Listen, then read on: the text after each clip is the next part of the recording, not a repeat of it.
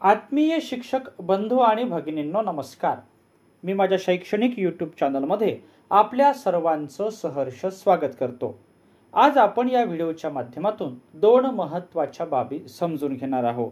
आपल्या शाळेमध्ये क्रीडा शिक्षक, कला अथवा संगीत शिक्षक आणि कार्यानुभव अथवा ICT शिक्षकांची जागा ही किती विद्यार्थी संख्येला निर्माण होते आणि त्यासोबतच आपल्या शाळेमध्ये मुख्याध्यापकाचं पद, उपमुख्याध्यापकाचं पद आणि पर्यवेक्षकांचं पद हे होण्यासाठी किती शिक्षकांची शाळेत आवश्यकता आहे, या सर्व पार्श्वभूमीवर आजचा हा व्हिडिओ अत्यंत महत्त्वाचा असा आहे.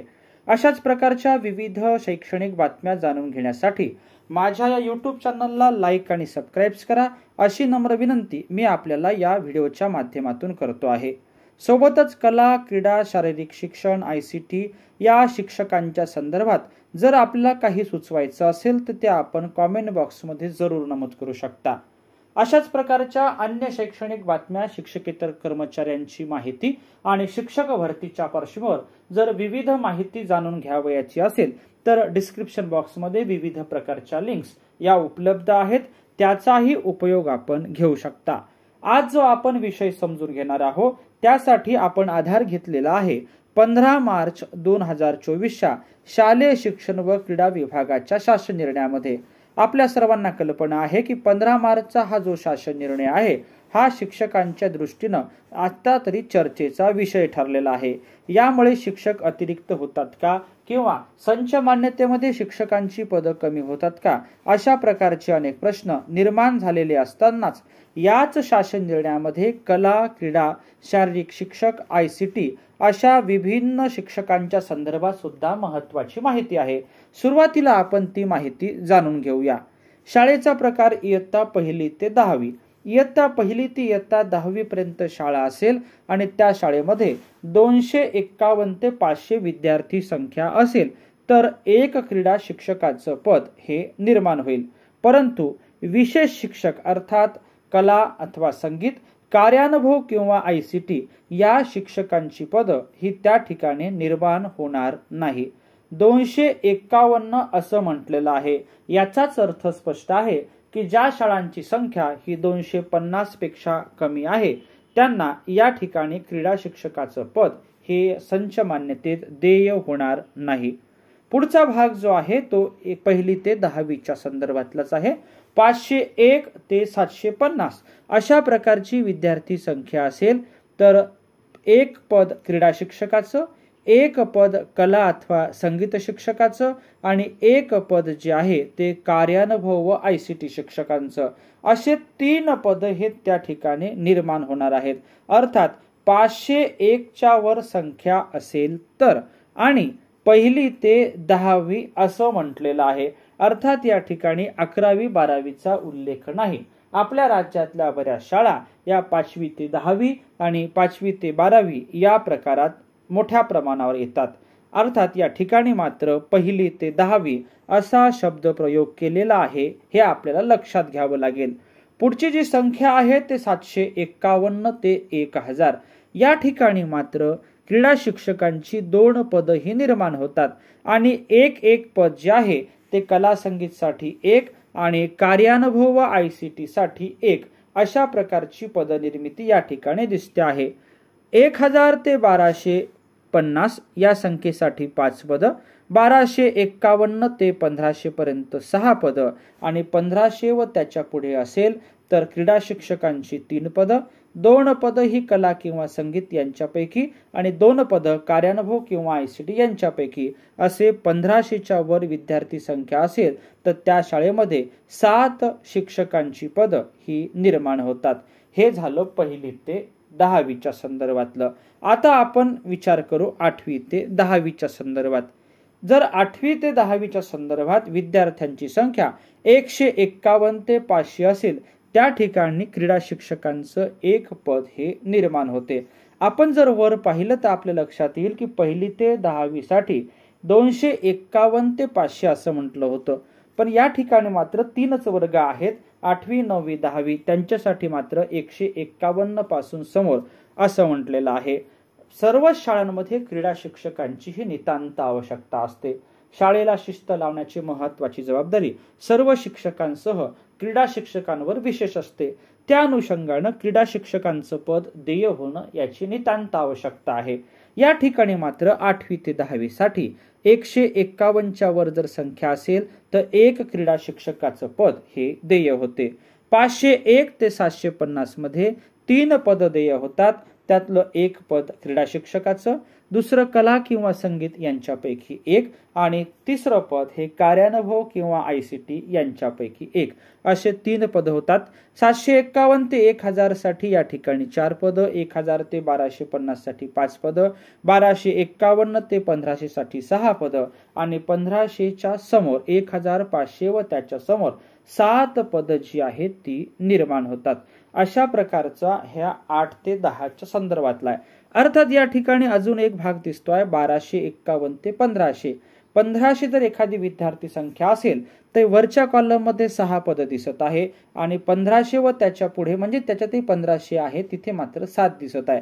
ज्या शाळांची संख्या नेमकी 1500 भरेल त्यांनी 6 पदात बसायचं की 7 पदात बसायचं हा या ठिकाणी थोडा छोटासा प्रश्न निर्माण झालेला आहे. अर्थात मला काय म्हणायचं हे आपल्या लक्षात आलं असेल. हा झाला अत्यंत महत्वाचा भाग. परंतु याचा जो क्रीडा शिक्षक आहे त्या अनुषंगाने काही महत्वाच्या सूचना आहेत त्या लक्षात घ्यावं लागेल. शारीरिक शिक्षण या विषयासाठी शिक्षक नियुक्त करताना पूर्णवेळ शिक्षकांच्या किमान 50% शारीरिक शिक्षण या विषयाचा कार्यभार आवश्यक राहील व अशा नियुक्त होणाऱ्या शिक्षकास उर्वरित कार्यभार त्यांच्या पदवी स्तरावरील अध्यापनाच्या विषयाचा राहील. कार्यभार गणना करताना शाळेतील इयत्ता 6वी पासूनच्या पुढील सर्व इयत्ता विचारात घेण्यात येतील. नियुक्त करण्यात येणारा शिक्षक 9वी ते 10वी या गटातील असेल. शारीरिक शिक्षकाचं पद जर एखाद्या शाळेत निर्माण झालं, उदाहरणार्थ ती शाळा 1ली ते 10वीची आहे, तर त्या शिक्षकाची जी नियुक्ती आहे ती 9वी ते 10वी या गटात करावी लागेल. अर्थात तो BPED असतो आणि ती पदवीच असल्यामुळे 9वी ते 10वी ही या ठिकाणी योग्य आहे. परंतु त्याला पिरियड देताना मात्र 6वी पासून 10वी पर्यंत द्यावे लागतील आणि त्याचा कार्यभार हा कमीत कमी 50% होणं आवश्यक आहे. त्याच्या ज्या तासिका असतात त्या 50% कमीत कमी व्हाव्यात. अर्थात 100% जर तासिका होतच असतील कार्यभाराच्या दृष्टीनं तर हरकत नाही, परंतु कमीत कमी 50% व्हाव्यात आणि उर्वरित ज्याच्या तासिका पूर्ण करण्यासाठी त्याला पदवीला जो विषय होता त्या विषयाला अनुसरून त्याला अध्यापनाचे जे पदवी स्तरावरचे विषय होते ते लक्षात घेऊन तासिका द्याव्या लागतील. कला शिक्षकाबद्दल काय म्हटलं ते पहा. कला शिक्षक, संगीत शिक्षक, कार्यानुभव शिक्षक इत्यादी विषय शिक्षकांच्या नियुक्तीसाठी त्या त्या विषयाचा पूर्णवेळ कार्यभार येईल. त्यावेळी सदर पदावर नियुक्ती करता येईल. कार्यभार गणना करताना शाळेतील इयत्ता 6वी पासूनच्या पुढील सर्व इयत्ता विचारात घेण्यात येतील. नियुक्त करण्यात येणारा शिक्षक हा 6वी ते 8वी या गटातील असेल. या ठिकाणी मात्र थोडा बदल झालेला आहे. कला शिक्षक, संगीत शिक्षक, कार्यानुभव शिक्षक हे जे शिक्षक नियुक्त होतील त्यांना त्या त्या विषयाचा पूर्णवेळ कार्यभार हा आवश्यक आहे. हा एक महत्वाचा मुद्दा. परंतु दुसरा महत्वाचा मुद्दा आहे की त्यांची जी गणना आहे ते 6वी ते 8वी या गटातील असणार आहे. क्रीडा शिक्षकांची गणना ही 9वी 10वीच्या संदर्भात केलेली आहे, परंतु कला शिक्षक, संगीत शिक्षक आणि कार्यानुभव शिक्षक यांची गणना मात्र 6वी ते 8वीच्या संदर्भात केलेली आहे. म्हणून त्या त्या ठिकाणी सेवा ज्येष्ठता करताना या शिक्षकांना त्या त्या गटात दाखवणं हे तेवढंच महत्वाचं राहणार आहे. अशा प्रकारचा हा जो भाग होता तो विद्यार्थी संख्येवर आधारित विशेष शिक्षक अर्थात क्रीडा शिक्षक, कला अथवा संगीत शिक्षक आणि कार्यानुभव अथवा ICT शिक्षकांच्या संदर्भातला होता. आपल्या शाळेमध्ये अशा प्रकारच्या किती शिक्षकांची जागा निघू शकतात हे आपल्याला या ठिकाणाहून समजलं असेल. आता दुसरा मुद्दा जाणून घेऊया, तो मुख्याध्यापक, उपमुख्याध्यापक, पर्यवेक्षकांच्या पदाच्या संदर्भात.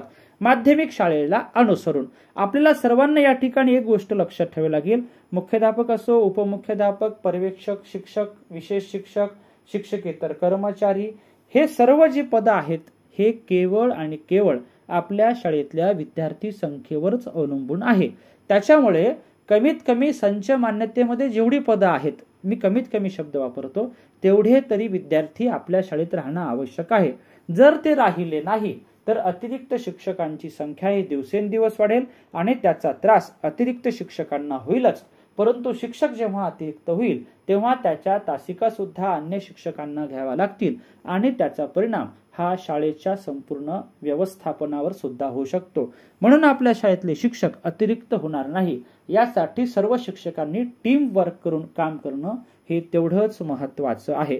कारण आगामी कालखंडामध्ये शासन विद्यार्थी संख्येवरच शिक्षक संख्या निश्चित करत असल्यामुळे आणि त्या सगळ्या संख्येवरच आधारित पुढचं सगळं व्यवस्थापन राहत असल्यामुळे विद्यार्थी संख्येकडे लक्ष देणं हे सर्व शिक्षकांचं आणि मुख्याध्यापकांचं, पर्यवेक्षकांचं, उपमुख्याध्यापकांचं यांच्यासह शिक्षकेतर कर्मचारी बंधू भगिनी सर्वांचंच कर्तव्य आहे। आता आपण महत्त्वाच्या मुद्द्याकडे वळू, त्या माध्यमिक शाळेतल्या मुख्याध्यापकांच्या पदाकडे। 1ली ते 5वी ते 10वी पर्यंत कमीत कमी 150 विद्यार्थी संख्या पाहिजे मुख्याध्यापकांसाठी। त्याच्यानंतर 1ली ते 5वी आणि 12वी पर्यंत उपमुख्याध्यापकाचं पद पाहिजे असेल तर 31 शिक्षक पदसंख्या पाहिजे।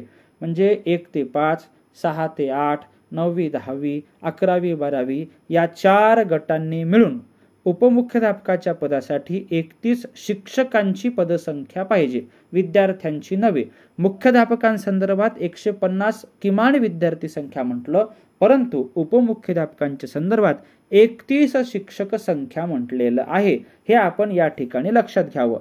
8वी ते 10वी साठी पर्यवेक्षकाचं पद पाहिजे असेल तर 8वी 10वी साठी म्हणतो आहे 46 ते 60 शिक्षक संख्या पाहिजे। 8वी ते 12वी जर शाळा असेल तर पर्यवेक्षकाच्या पदासाठी 61 शिक्षक पदसंख्येच्या पुढे त्या ठिकाणी 3 पदांची निर्मिती होईल।